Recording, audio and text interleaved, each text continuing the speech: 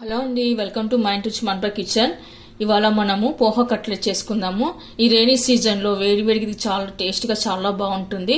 ఎప్పుడు చూసినా బోర్ కొట్టే బజ్జీలే కాకుండా ఈసారి ఇలా మనం కొత్తగా వెరైటీగా మంచిగా పోహా కట్లెట్ చేసుకుందాము. ఇప్పుడు మనం ముందుగా పోహా కట్లెట్ కోసము అటుకులు నానేసి ఇలా నీళ్ళు వాటర్ అంతా తీసి చేసి పెట్టుకోవాలి.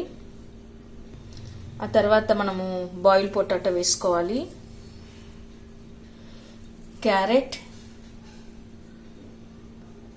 క్యాప్సికమ్, ఆనియన్, బఠానీ, స్వీట్ కార్న్ మీ దగ్గర ఉంటే వేసుకొని లేకపోతే స్కిప్ చేయొచ్చు, గ్రీన్ చిల్లీ, కరివేపాకు, కొత్తిమీర, rice flour, red chilli powder, salt, chaat masala, కొద్దిగా జీలకర్ర ఇవన్నీ వేసాక బాగా కలుపుకోవాలి. అంతా ఇలా తడిపి పెట్టుకున్న తర్వాత మనము కొద్దిగా కార్న్ఫ్లోర్ వేసుకోవాలము. వేసాక ఒకసారి కలుపుకొని పెట్టుకోవాలి. ఇప్పుడు ఇలాంతా తడిపి పెట్టుకున్న తర్వాత ఒక్క బౌల్లో కొద్దిగా కార్న్ఫ్లోర్ తీసుకోవాలి. అందులో కొద్దిగా వాటర్ వేసుకోవాలి.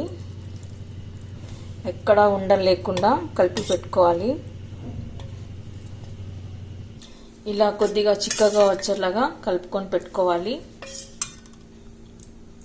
ఆ తర్వాత ఇప్పుడు మనము పిండి ముద్దని కొద్దిగా తీసుకొని పోహాను తీసుకొని ఇలా రౌండ్ షేప్గా చేసుకోవాలి. మనం పోహాను అంతా ఇలా రౌండ్ షేప్ చేసి కట్లెట్ మాదిరిగా చేసి పెట్టుకోవాలి. ఆ తర్వాత ఇప్పుడు మనము ఒక్కొక్కటిని ఇలా తీసుకొని ఇలా పిండిలో తడిపి పెట్టుకున్న పిండిలో అద్దుకొని ఆ తర్వాత బ్రెడ్ పౌడర్లో అంటించుకోవాలి. అలాగే మిగతా అన్ని కూడా చేసి పెట్టుకుందాము.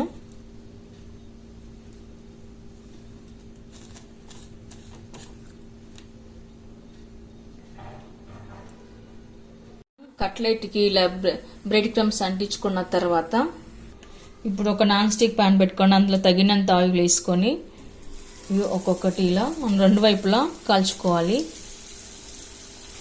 ఈ కట్లెట్స్ని మనం ఏదైనా సాస్తో తిన్నా లేదా గ్రీన్ చట్నీ తిన్నా చాలా టేస్ట్గా బాగుంటుంది. ఇలా మంచి కలర్ వచ్చే వరకు మనం కాల్చుకొని పెట్టుకోవాలి. ఓకే అండి, చూసారుగా. ఇప్పుడు సర్వింగ్ ప్లేట్లోకి తీసుకుందాము.